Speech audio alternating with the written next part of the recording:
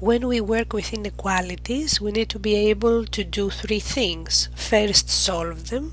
Second, graph them. And third, provide the answer in interval notation. We use the properties of inequalities to solve the inequality. In this inequality, for example, we will subtract 8x from both sides so that we move all the x terms on the left. We will subtract 9 from both sides to move all the constant terms on the right.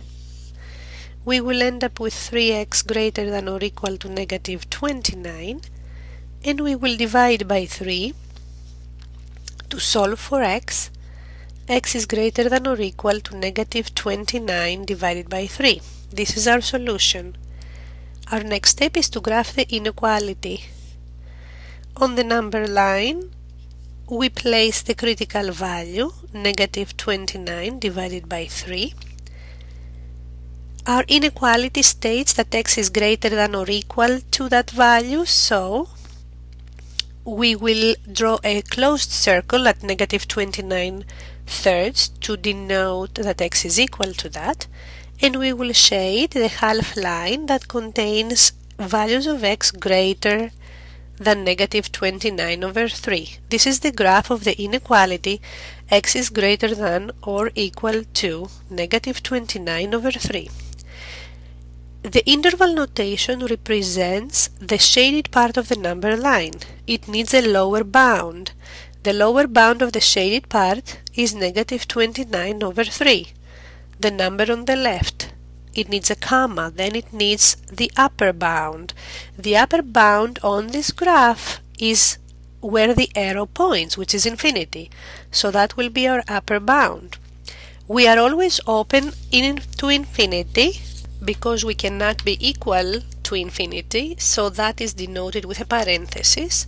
And because x can be equal to negative 29 over 3 on the left, the notation for the interval is a closed bracket.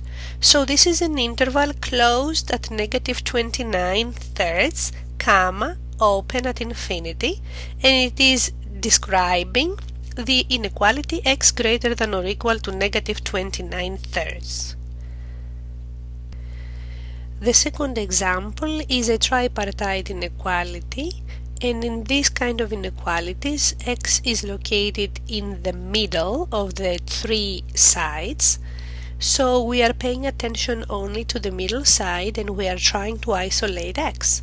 To do so, we will subtract 4 from the middle side, and as a result from all three sides, we will end up with negative 14 less than or equal to 2x less than 10. We will divide by 2 the middle and as a consequence all three sides.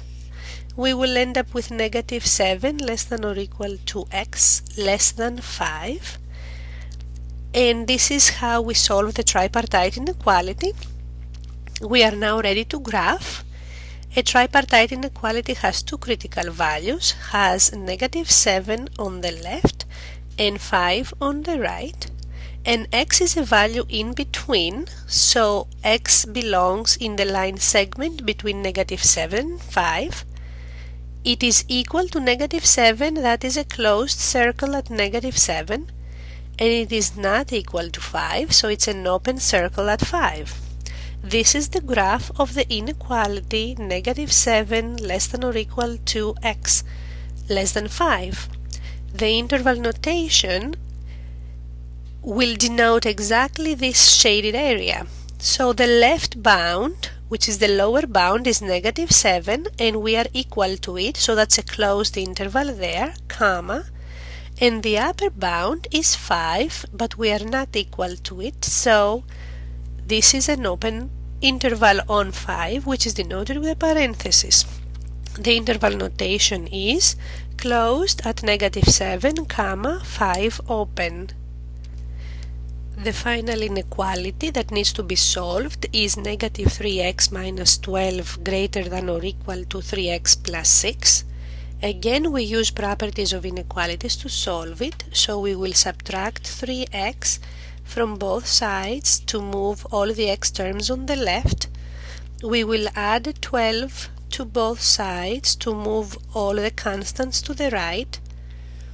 We will end up with negative 6x greater than or equal to 18. We will divide by negative 6, and because we are dividing by a negative, the inequality will switch direction, and we will end up with x less than or equal to negative 3. To graph this, we put the critical value on the number line.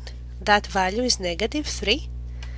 And we are graphing x equal to negative 3 with a closed circle, and the half line to the left of negative 3 that contains the values less than that.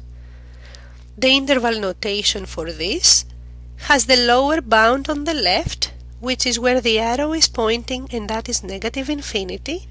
We are always open at negative infinity, comma, and then the upper bound on the right. This is negative 3, and we are equal to it, which is denoted with a closed interval. So the interval notation is open at negative infinity, comma, negative 3 closed.